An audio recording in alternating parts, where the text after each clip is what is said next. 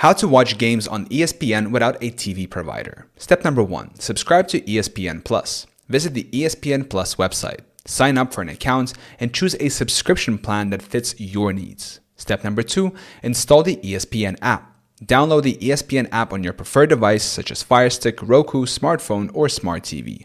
Search for an ESPN in the App Store and click Download or Get to install it.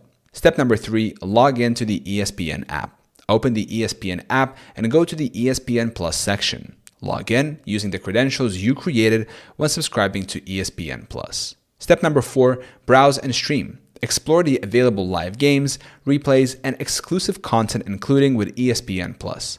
Select your desired game or program to start streaming. Step number 5. Consider a streaming bundle. This is optional. For additional content, consider the Disney bundle, which includes ESPN Plus, Disney Plus, and Hulu at a discounted price. Enjoy your games. Now, you can enjoy ESPN content without needing a traditional TV provider.